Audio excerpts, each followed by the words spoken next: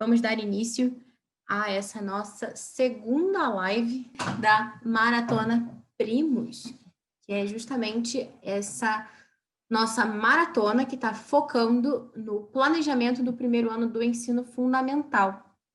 Então, só antes da gente começar a pormenorizar, né, os assuntos de hoje, queria pedir para vocês me darem um retorno, se estão conseguindo me ver bem, se o som está funcionando, se está tudo ok.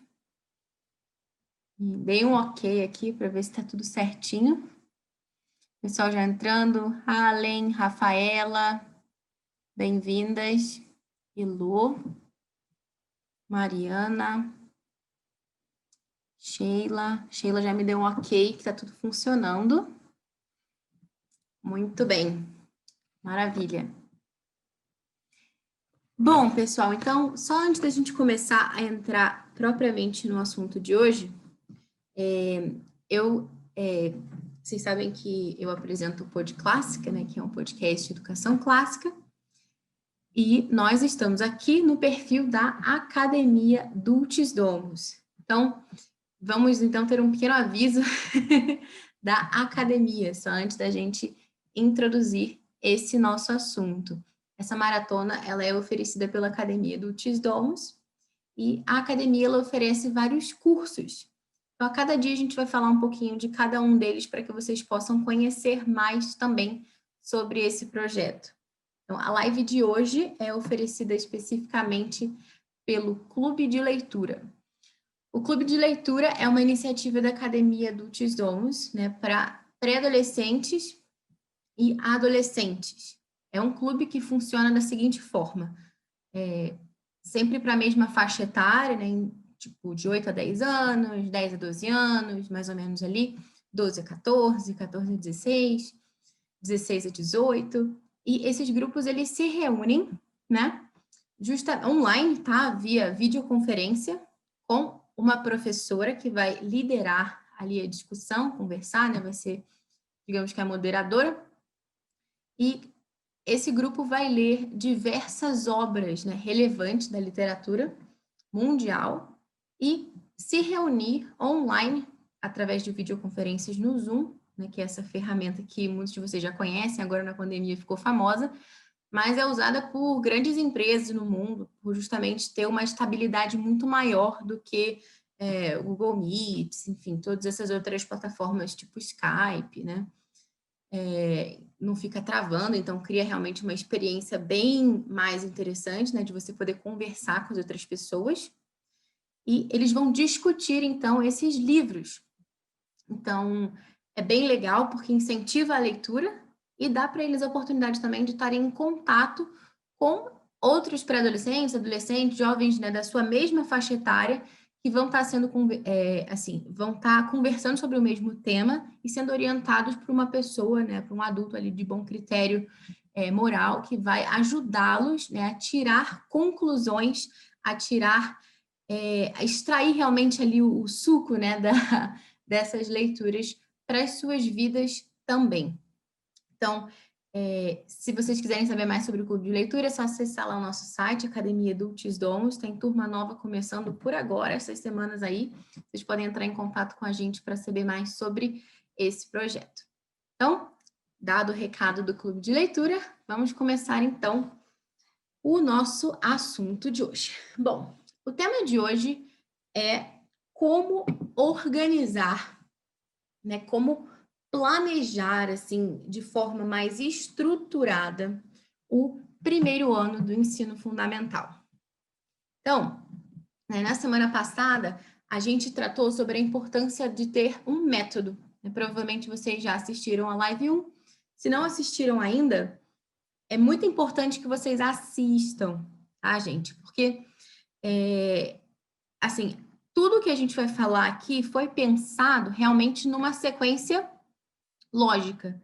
Então, se você perde aquilo que eu falei anteriormente, você pode ficar meio desorientado com o que vem depois, tá? Deixa eu só responder aqui uma pergunta da Dri, que perguntou se o clube de leitura é para crianças, que ela não pegou do começo. Então, Dri, o clube de leitura, ele é para crianças, sim, no sentido de que a turma mais novinha, né, começa com 8 anos, mas a tendência é que seja para mais velhos também, né? De 8 a 10, 10 a 12, 12 a 14, cada grupo com a sua faixa etária, porque essa que é a grande beleza, né? A gente vê muitas crianças, muitos pré-adolescentes, jovens, enfim, que são homeschoolers, mas a grande maioria, né, das famílias que fazem homeschooling tem filhos muito pequenos. E às vezes esses filhos mais velhos acabam se sentindo sozinhos, né? Não tem às vezes ninguém na cidade. Então é uma oportunidade muito boa também no clube de leitura de fomentar esse bom ambiente de amizade em torno da literatura e com pessoas da mesma faixa etária, né? Que às vezes eles não têm oportunidade de conversar, de encontrar, de trocar ideia. Então tem para criança também, mas também para os adolescentes, pré-adolescentes que estão aí precisando, né? Bom, então voltando para o assunto que a gente estava falando, na semana passada, na quarta-feira, quando a gente começou, né, essa série de lives, eu falava para vocês sobre a importância de definir um método e como isso é importante e como o método ajuda, né, a que a gente economize tanto o nosso dinheiro quanto as nossas energias na hora de fazer o planejamento do nosso homeschool. Então, se vocês perderam essa primeira live, eu recomendo fortemente que vocês assistam, porque nessa live eu expliquei por que eu fiz a opção pelo método Charlotte Mason, né? Por que eu adotei essa filosofia da educação aqui no meu homeschool, né? Como que eu cheguei a essa conclusão, né? Por que eu fiz essa opção? E é com base nisso que eu vou fazer todas as minhas outras escolhas, né? Então, quando eu vou falar de currículo de história, quando eu vou falar de currículo de, sei lá, de literatura, enfim, eu vou estar contando com essa premissa. Então, é muito importante que vocês estejam acompanhando desde o início, nesse sentido. Bom, hoje, então, o tema da nossa live, essa live número 2 da Maratona Primos, é como planejar o primeiro ano do ensino fundamental. E planejar, de fato, nesse sentido mais estrutural mesmo, tá? É um assunto mais chato, né? Mais árido nesse sentido. Só que é isso que vai permitir realmente que a gente possa depois dar asas à criatividade e se divertir, né, com a escolha de livros e, enfim, pensar em todas as possibilidades que o homeschool nos oferece, né? Mas primeiro a gente precisa realmente sentar e pensar nessa estrutura. Então, assim, flexibilidade é o grande trunfo, né, do homeschool, sempre foi. É claro que a maioria das pessoas não faz opção pelo homeschooling para ter uma rotina flexível. É claro que algumas pessoas fazem sim. Sei lá, às vezes a pessoa quer viver, quer fazer uma viagem pelo mundo, num veleiro ou numa van, dando a volta ao mundo. Então, o homeschool acaba que tem essa flexibilidade e muitas pessoas vão atrás dele por causa disso, mas não é a maioria das pessoas, né? A maioria das pessoas não está satisfeita mesmo com os métodos que têm sido praticados nas escolas, ou com a forma como, enfim, a escola em si é concebida hoje. Enfim, uma série de questões podem levar a pessoa a decidir pelo homeschool, cada um tem a sua, né? Para realmente motivar a gente a embarcar nessa aventura. Mas mesmo que a flexibilidade não tenha sido o seu motivo principal lá no início, né? Com certeza é um encanto a mais, né? É um atrativo. Deixa eu tirar esse som aqui que está atrapalhando. É um atrativo, é uma coisa que a gente realmente se encanta, né? E essa flexibilidade, né, ela está bem dentro dessa liberdade que a educação domiciliar oferece para a gente, porque essa liberdade da educação domiciliar, ela não se limita à escolha de livros, à escolha de currículo, à escolha de método, mas também à escolha dos nossos horários, da nossa rotina. Se você for pensar, né, quando as crianças vão para a escola, a rotina da família passa a girar em função deste acontecimento. A hora de levantar, por exemplo, o que determina a hora de levantar? É a hora da entrada das crianças na escola, somada ao tempo do trajeto, né? Se tiver trânsito, se não tiver trânsito, se vai andando, se vai de carro, se vai de ônibus. Então, isso determina que horas começa o dia naquela casa. Então, e a vida ela meio que passa a se dividir, né, entre um antes e um depois da escola, né? A escola é como se fosse aquele acontecimento e tudo tem que girar em torno daquilo ali para que a rotina funcione bem. E isso pode gerar um certo estresse, principalmente se você considerar que geralmente a entrada e a saída da escola coincidem com a hora do rush.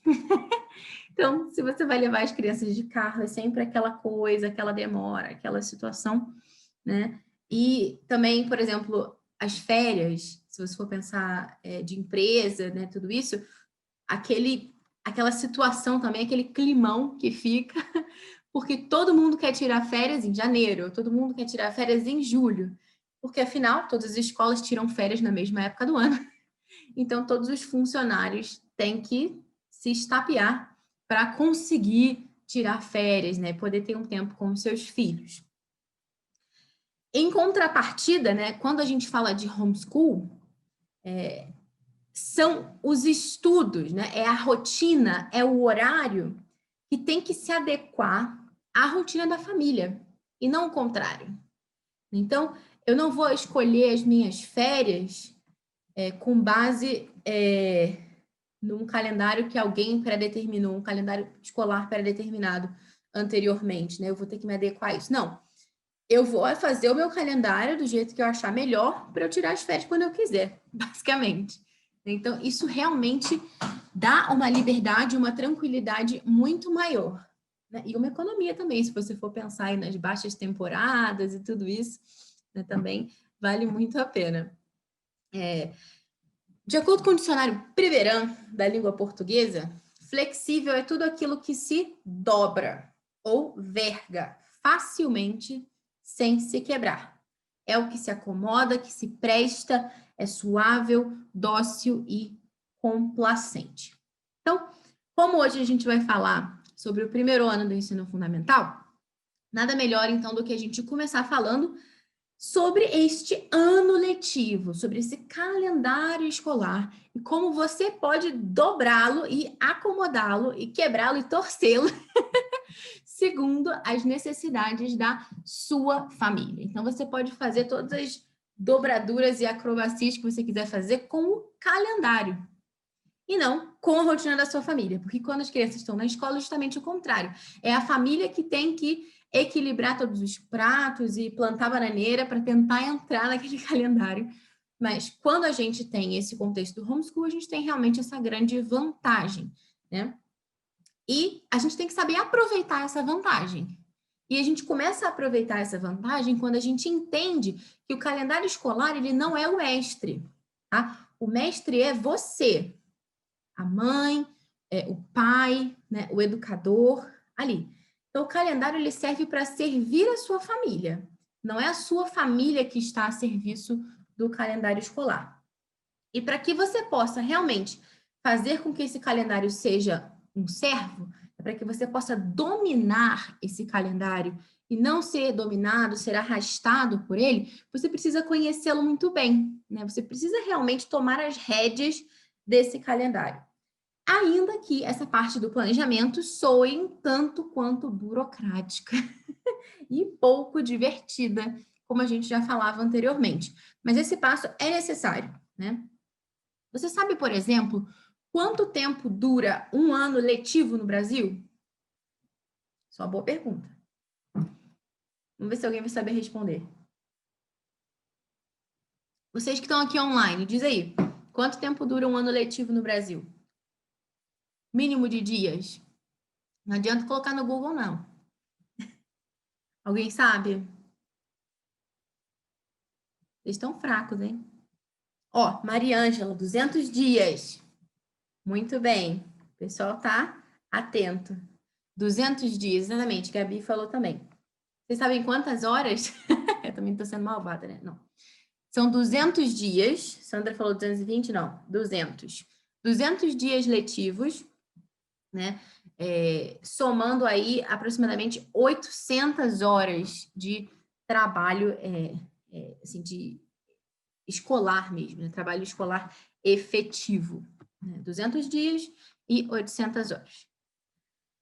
Isso corresponde, tá? Se a gente for fazer lá as continhas, me corrijam se eu estiver errada, mas há 40 semanas de estudo, né? Se você for dividir ali, né, um estudo de segunda a sexta, isso vai dar 40 semanas de estudo. E se você for dividir essas 800 horas, daria aí um mínimo de 4 horas de estudo em cada dia. Isso pela lei, né, da LDB, Lei de Diretrizes e Bases da Educação Nacional, de 1996.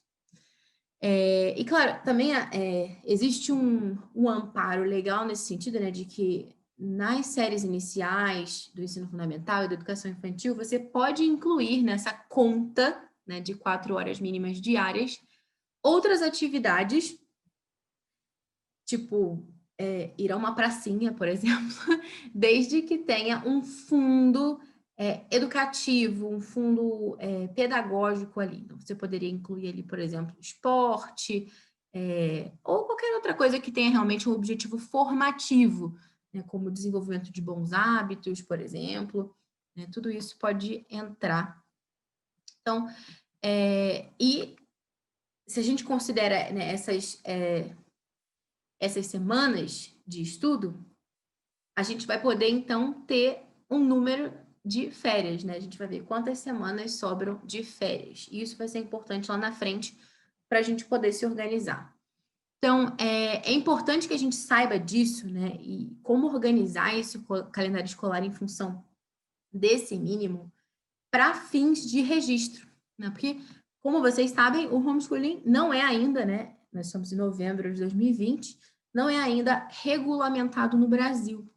E é possível, né, que em algum momento seja necessário, né, em algum momento alguém peça para você apresentar uma descrição detalhada das atividades de estudo. E, diante de uma visita, sei lá, do conselho tutelar ou de alguém, ter ali um calendário escolar, um registro das lições, ajuda a demonstrar que não há abandono intelectual ou qualquer coisa desse tipo. Um ponto importante também, quando a gente pensa nesse assunto dessa lei, do mínimo de dias de estudo aqui no Brasil e tudo, é que a gente tem que pensar no seguinte ponto. Existem algumas famílias aqui no Brasil que elas adotam o ano letivo americano, assim, né? Procuram se orientar, às vezes, por blogs ou por currículos estrangeiros e tudo, que adotam esse modelo tradicional americano. Só que o problema é que nos Estados Unidos o calendário escolar gira em torno de 36 semanas, o que é 4 semanas a menos do que o nosso. Isso pode trazer implicações ali posteriores, né? Porque está em desacordo com o mínimo de dias previstos, né, na lei aqui do Brasil. Então, diante disso, assim, a gente pode adequar o calendário às nossas necessidades específicas, que podem não coincidir com as das outras famílias homeschoolers, na sua vizinha, a sua amiga que você amiga lá do Instagram e tal. Então, por exemplo, eu moro num lugar que faz bastante frio no inverno, né? Aqui, né, no Brasil, no hemisfério sul. Eu moro na região sul do Brasil e aqui faz frio no inverno. Então, me diga para que é que eu vou querer férias em julho? Para quê? Para ficar em casa, debaixo das cobertas? Não tem, né? Para que eu vou querer férias em julho? Até faz sentido, se eu precisar sair para ir para a escola, alguma coisa assim, tá, tudo bem, né? Para não precisar sair no frio, sei lá. Mas não, né? Dentro de uma rotina de homeschool, e aqui, para que eu vou querer férias em julho? Não, é bem melhor estudar no frio e ter mais tempo livre no calor, certo? Né? Para poder passear, para poder aproveitar bastante, né, ao ar livre.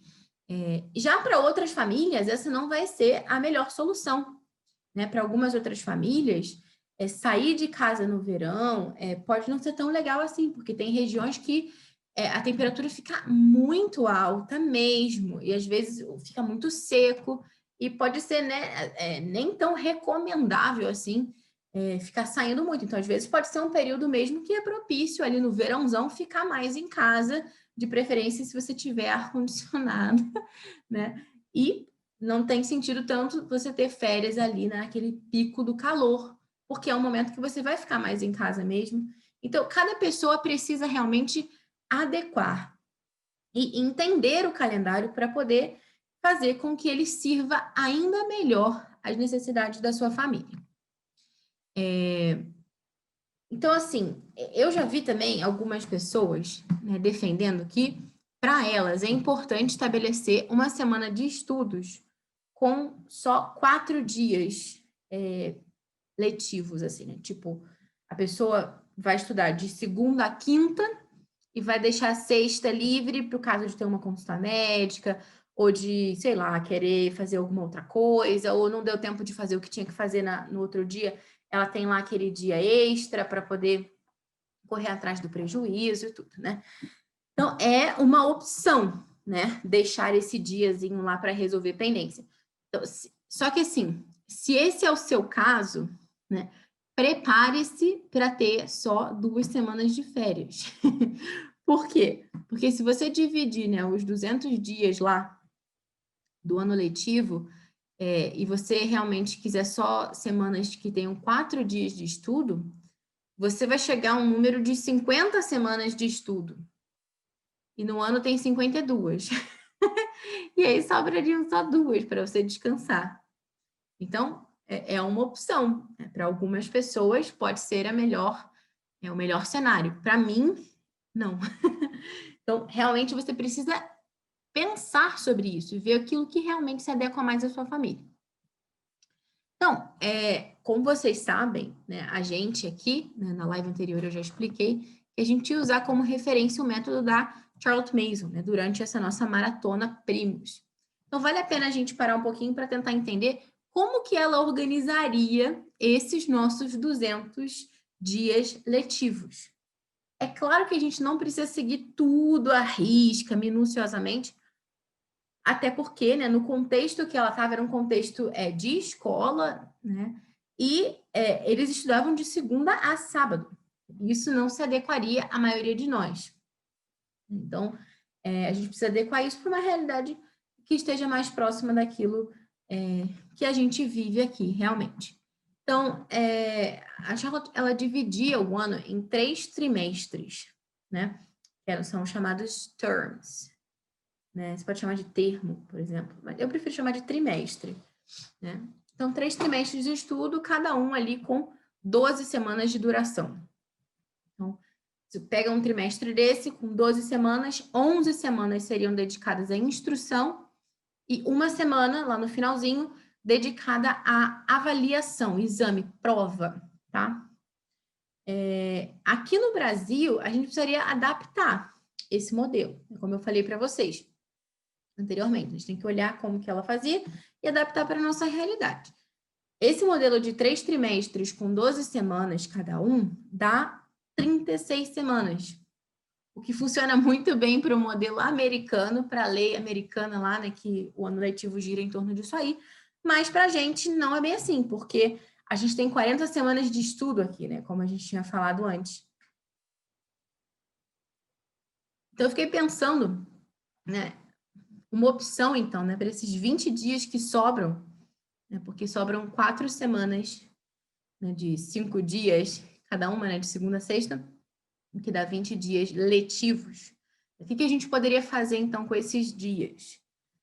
Para somar e no final dar lá as 40 semanas. Então, uma ideia que eu tive foi distribuir ao longo do ano, né, em excursões. Seja uma visita ao museu, uma ida ao teatro, sei lá, vai ouvir uma orquestra, vai ao zoológico, ou então vai fazer uma caminhada mais extensa e aproveita para o estudo da natureza, enfim, e tudo, claro, né, registrando, né, colocar ali as horas que vocês levaram para fazer aquela atividade, qual foi o objetivo educativo daquilo ali, enfim. Então, pode ser interessante você distribuir ao longo do ano esses 20 dias aí a mais, né, que a gente tem para isso. E claro, também é importante, né, contar com os feriados, tá, gente? Porque os feriados existem ao longo do ano, né? Então, a gente tem costume de viajar, tem, enfim, várias coisas que acontecem, então a gente tem que incluir isso também na nossa conta. E aí é com você, né? Você abre lá uma ferramenta de criação de calendário. Eu vou criar um post no blog depois, né? Com um resuminho disso tudo que a gente falou aqui.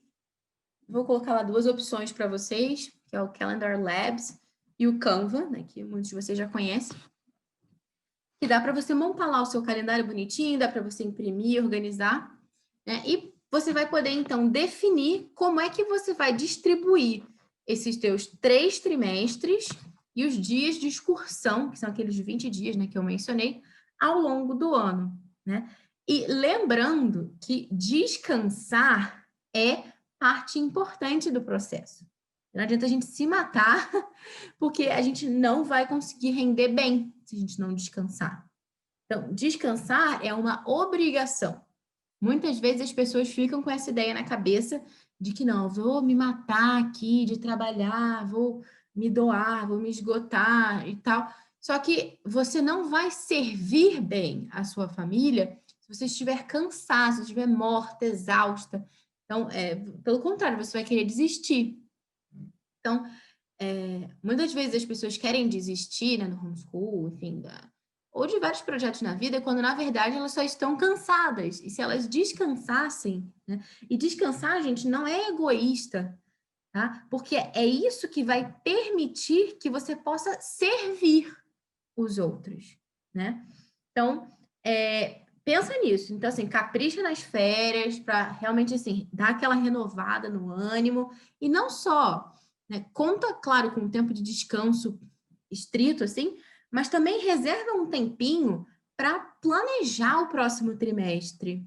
Então, é legal você colocar entre um trimestre e outro ali uma semaninha, pelo menos, né? Para você dar aquela respirada, né? Descansar e pensar no próximo trimestre, o que você vai fazer, separar os livros que você vai usar, tirar lá os outros que você já usou, pensar sobre o trimestre anterior também, o que deu errado, né? O que foi bom, o que não foi bom, o que eu gostaria de ter feito que eu não fiz, por que eu não fiz, enfim, e realmente pensar sobre isso, né? E refletir.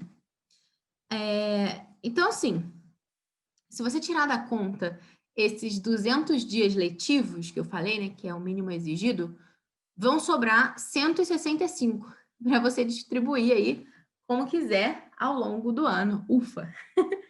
Então, aí, nesses 165 dias, você vai colocar todos os feriados, as viagens que você quer fazer, a chegada do bebê, no meu caso aqui, ó, ano que vem, né? A mudança de casa, sei lá, todos os dias que vocês não puderem ou não quiserem, por alguma razão, ter aulas, né? E claro, vamos tentar prever os imprevistos. Todo mundo fica doente, todo mundo fica indisposto, né? Então, assim, é bom contar com alguns dias a mais também de folga, para a gente poder usar, para a gente poder lançar a mão quando for necessário, né? Então, prever isso, né? Muito bem, eu sei que você esperava, né, que o planejamento fosse um pouquinho mais divertido do que isso. Até agora a gente está falando de número, uma confusão danada, enfim. Até agora não falamos aí de nenhum livro bonitinho, nenhuma ilustração maravilhosa, né? E todo esse assunto parece bastante árido. O que aconteceu, né, com toda aquela história de beleza, bondade, verdade, né? Então, é que só é possível progredir quando se pensa grande. Só é possível avançar quando se olha longe. Isso aqui quem dizia era Ortega y Gasset. Então, antes da gente falar, né, sobre essa lista de conteúdos, como organizá-las em cada dia e tal, era realmente preciso que a gente tivesse uma compreensão clara do ano como um todo. Então, a gente precisa ter em mente isso aqui, né? Big picture, né? Ver aquele cenário grande, o ano. Depois, a gente pode começar a diminuir. Tem aqui o ano. Aí já mencionei para vocês que tem os trimestres. Eu posso pegar um trimestrezinho desse aqui e olhar para as 12 semanas que estão dentro dele. Aí eu vou poder planejar as minhas semanas. E dentro das minhas semanas, eu vou estruturar como vão ser os meus dias. Então, se a gente faz isso assim de uma forma gradual, as coisas vão muito melhor, né? Então, essa ideia eu tirei de um post lá do Simply Charles Mason, que chama 5 Steps to Planning Your Charles Mason Education. E que ela fala isso, né? Que a Sonia Schaefer, que muitas vezes o grande erro que as pessoas cometem é tentar pular, assim, um pouco, tipo, do grande, né? Da minha visão geral ali, para o dia. Então, é um salto grande demais. E às vezes a gente se perde no caminho. Então, se a gente vai reduzindo aos pouquinhos, né, esse planejamento, e a gente não precisa fazer isso de uma vez só também, né? Vamos fazer aos poucos também. Você pode pegar, por exemplo, o seu ano e ter ali aquela visão toda, né? O que que eu quero para esse ano como um todo, em história? O que eu quero para esse ano em geografia, em ciências, tá? Aí depois a gente vai chegar lá no trimestre. Bom, eu quero cobrir aqui durante esse trimestre os livros X, Y, Z, né? Então, como é que eu vou dividir isso aqui? Eu vou colocar esse aqui no primeiro mês, esse aqui no segundo, o outro no terceiro. E aí você vai contar quantos capítulos tem aqueles livros, né? Para que você possa ter uma noção, né, de quanto vocês vão ler. Porque a leitura é muito importante, né, dentro dessa proposta. A leitura, a narração. Então, você precisa se organizar para você ter ali uma métrica. E você saber se você está indo na direção certa, né? Pra você não chegar lá no final do trimestre e falar, eu tô no primeiro livro ainda, que droga, né? Ou então, realmente a gente precisa se organizar para ver, né, como que a gente está avançando ali no tempo. E claro que muitas vezes aquilo que a gente planeja, principalmente se tratando do primeiro ano, a gente imagina que vai acontecer de um jeito, mas na hora acontece de outro, e é por isso que a gente tem que estar sempre revisando e atualizando esse planejamento, né? Que se a gente fez uma vez, ele vai ter que ser assim para sempre, é ferro e fogo, não. Mas se a gente já tem uma base para trabalhar, as coisas ficam muito mais fáceis, né? Então, a gente vai pegar lá aqueles capítulos, a gente vai ter um norte, vai ver mais ou menos quanto a gente vai cobrir em cada semana, e isso vai dar a luz, né? Vai dar a orientação para o nosso dia. E aí só vai restar realmente que a gente estruture o dia intercalando os assuntos. Então, dentro desse post, eu vou deixar ele linkado lá para vocês lerem de uma forma mais aprofundada, mas a Charlotte Mason, ela orientava realmente que a gente criasse uma sequência no dia, né, de estudos que fosse combinando os assuntos de uma forma que os estudantes pudessem usar, explorar áreas diferentes do cérebro. Então, se a gente está agora com uma atividade que exige uma concentração maior, a próxima tem que ser uma outra, né, um pouco mais, sei lá, atividade manual, de repente, não, sei lá, você vai intercalar uma atividade que exige mais com outra que exige menos, e claro, né, assim, aquela outra área do cérebro, ela vai descansando, né, enquanto a gente vai trabalhando. Tem um dito popular que diz isso, né, enquanto se descansa, carrega-se pedra, uma coisa assim. Eu não lembro agora ao certo, mas a ideia é essa, né, que a gente possa ir intercalando as áreas do cérebro para realmente explorar o máximo da atenção dos nossos filhos, dos nossos alunos e estudantes, né? Então, voltando ali ao assunto, né, já que a gente já falou sobre o ano como um todo, a gente pode entrar agora na lista de conteúdos previstos dentro do método de Charles Mason para o primeiro ano, né? Ou, se preferirem, Form 1B, que é a nomenclatura mais técnica da coisa. Então, para essa lista aqui, eu me baseei principalmente na lista que é sugerida pelo Alvieri, né, o que é o currículo do Charles Mason Institute. Então, a gente tem um trabalho muito sério de pesquisa, realmente, dentro da rotina do primeiro ano, né, das criancinhas de 6 anos, eles incluem os seguintes assuntos. Fica tranquilo, não precisa anotar, tá? Porque eu vou postar um resuminho disso tudo que eu tô falando aqui lá no blog, e a gente vai disponibilizar o áudio também, o vídeo provavelmente vai ficar gravado aqui no GTV, então vamos em frente, né? Os assuntos são Sagrada Escritura, matemática, português, E dentro de português a gente vai ter 3 tópicos, né? Leitura, que seria a alfabetização e tal. Escrita, que é onde a gente vai trabalhar caligrafia, cópia e recitação, tá? Leitura, escrita e recitação.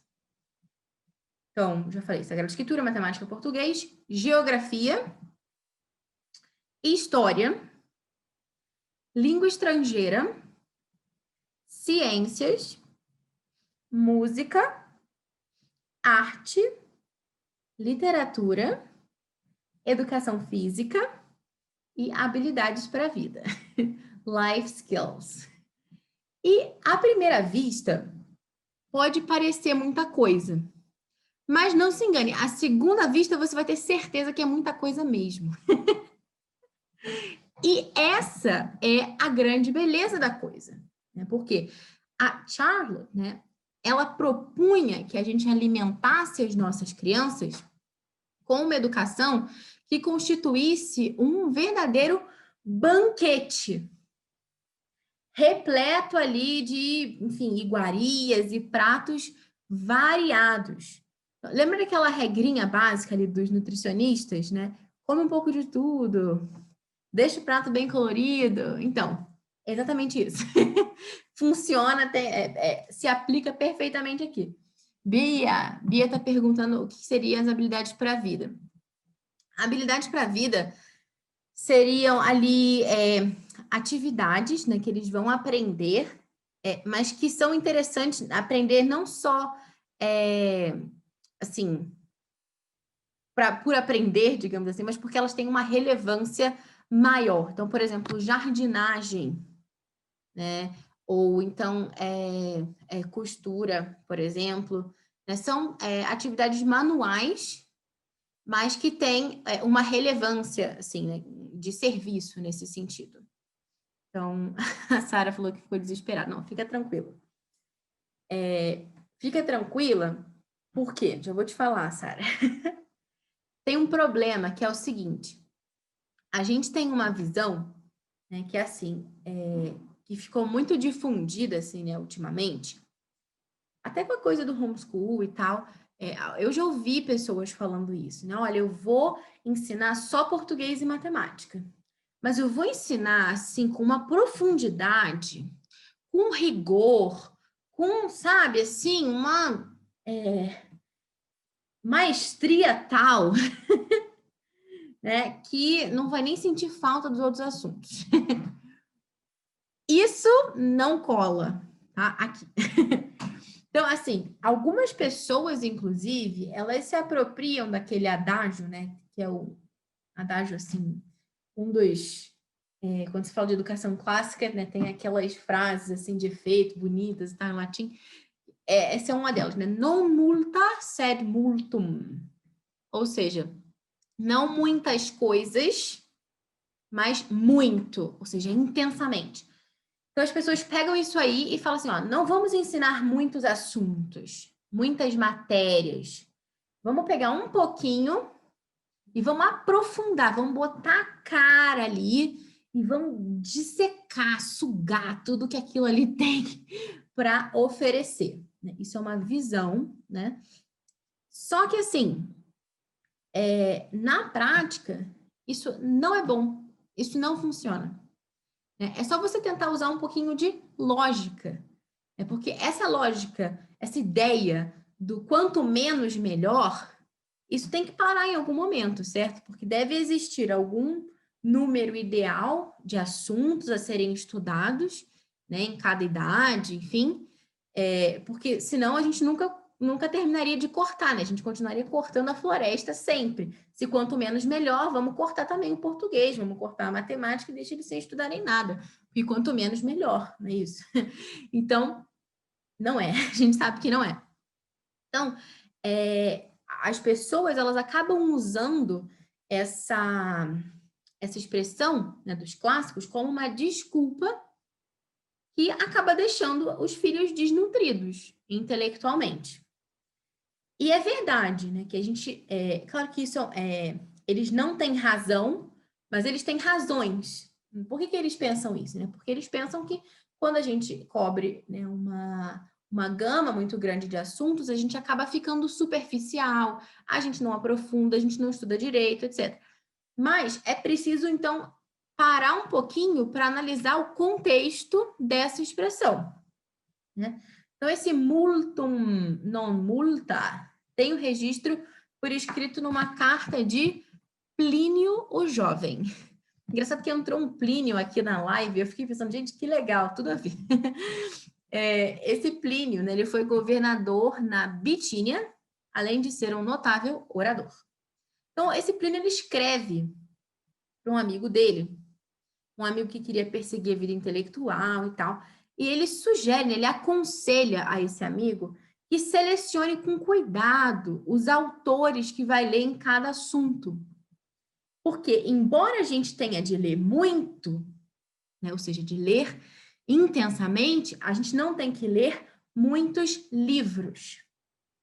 Ou seja, se vê claramente que no contexto original ali, onde esse adágio, essa expressão disso foi usado, não se tratava de um apelo a limitar o número de disciplinas, né? Ao contrário, ler apenas as melhores obras dentro de cada uma.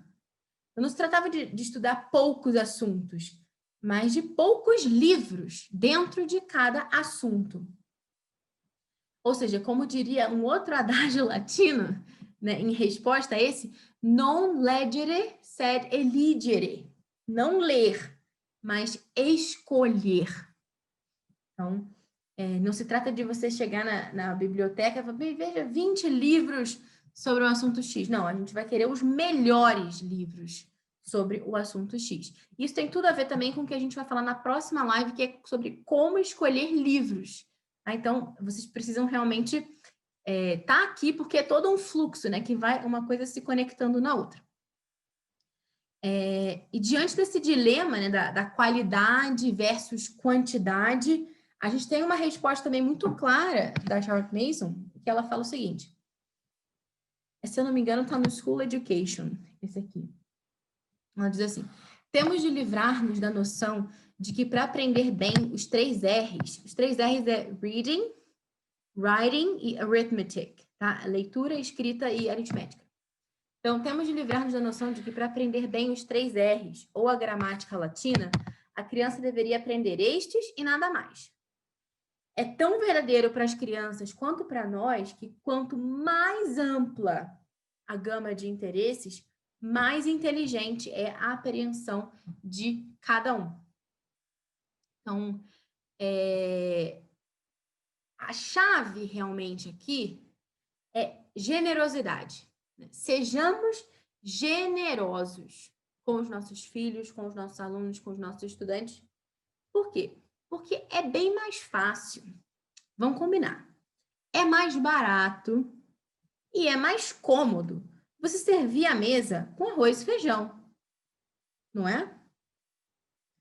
Comer arroz todo dia, feijão todo dia. Mas não é a opção mais saudável. Embora, né, arroz e feijão seja a base da nossa alimentação aqui no Brasil, né? Mas, enfim. Então, se comer só arroz e feijão, não vai dar certo, ele vai faltar alguma coisa. Ainda nessa mesma carta, o Plínio jovem, ele diz lá para o amigo dele o seguinte, né, que assim como a Terra se aprimora pela rotação de culturas, o mesmo acontece com a mente ao exercitar-se com diferentes estudos. Né? Olha que interessante. Essa é precisamente a visão de Miss Mason, que a gente estava acabando de falar aqui, quando ela nos orienta a organizar as matérias numa sequência que possibilite os alunos, né, o uso de diferentes partes do cérebro ao longo do dia. Sara comentando aqui que nunca tinha pensado por esse lado. A Vanessa da matemática e português.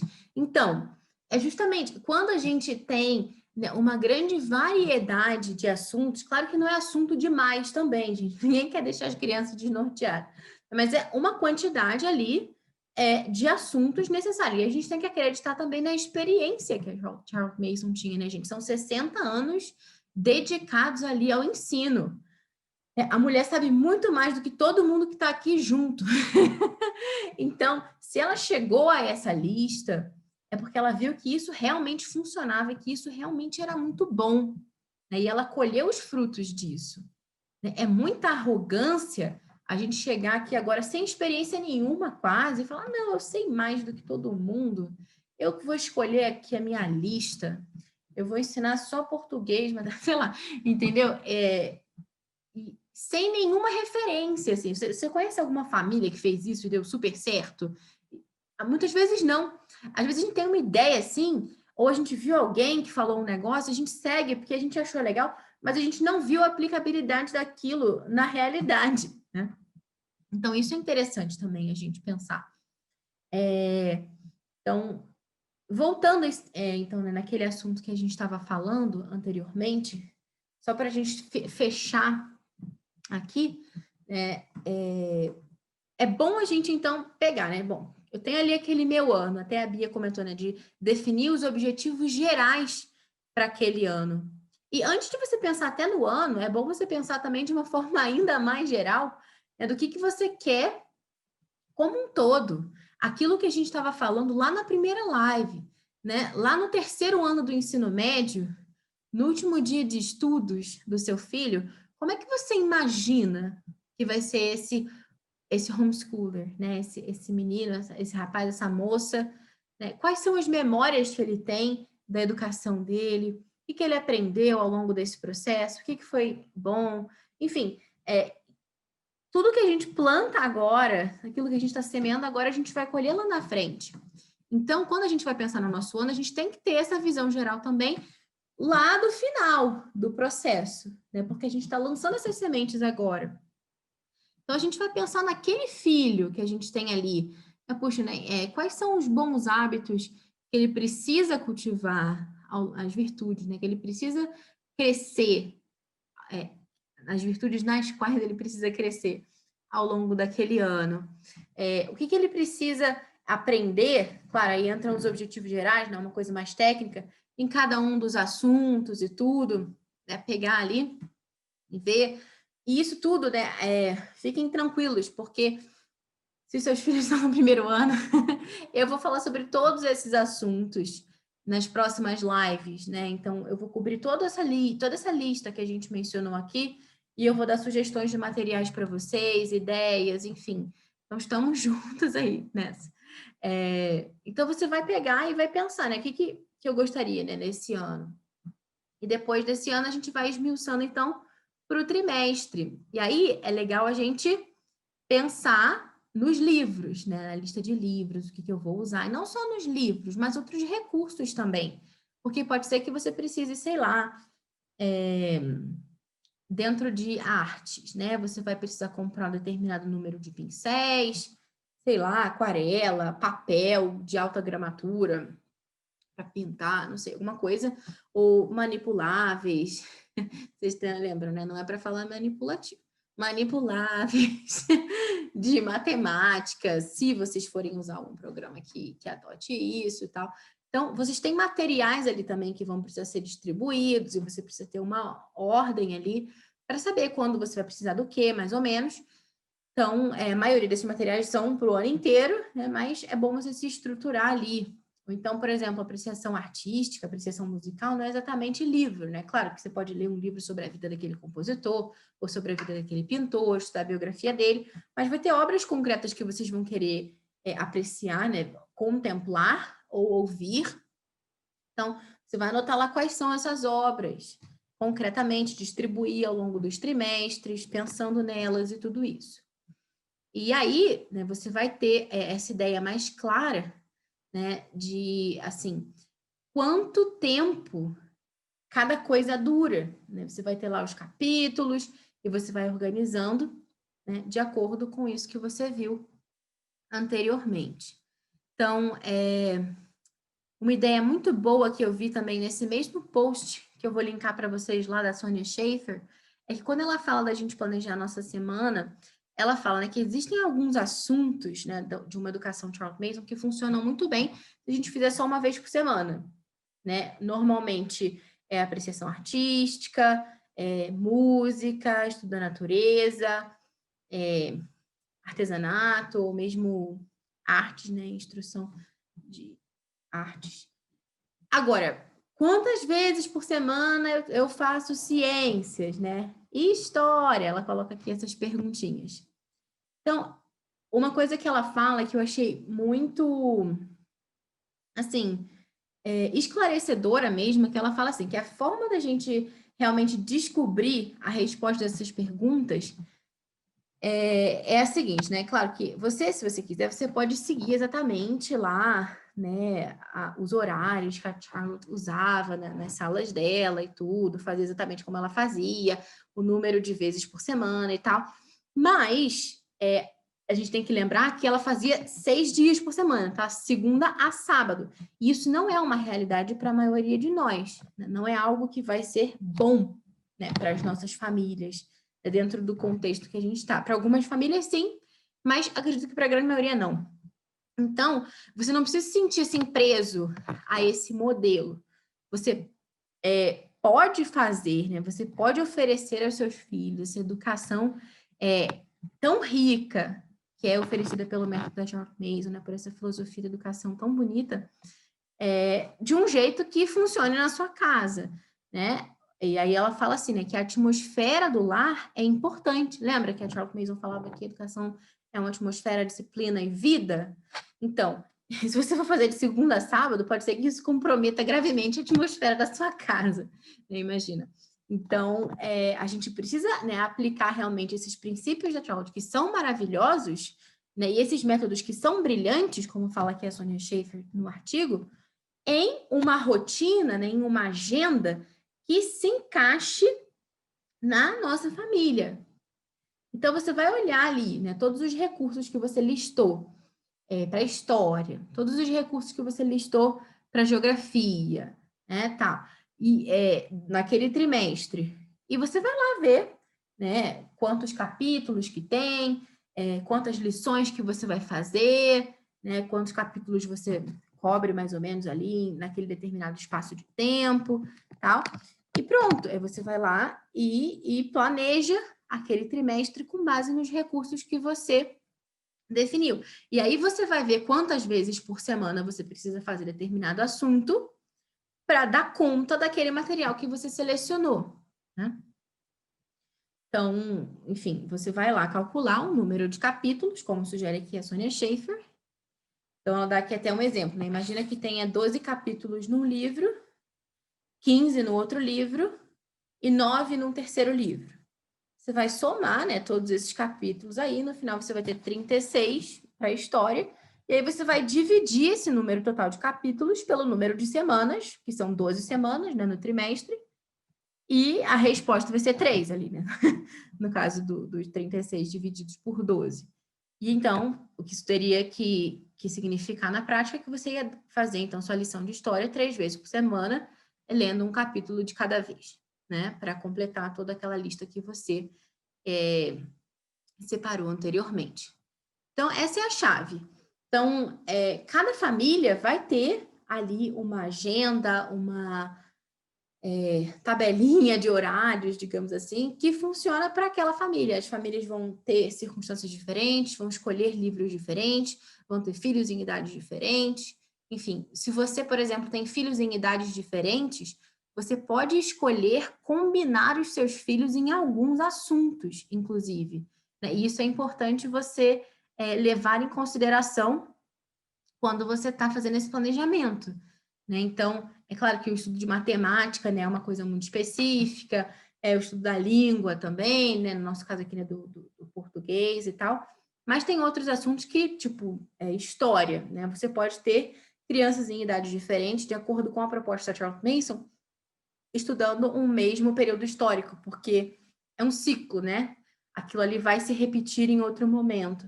Quando a criança estiver mais madura, ela vai voltar a ver aquele assunto, enfim.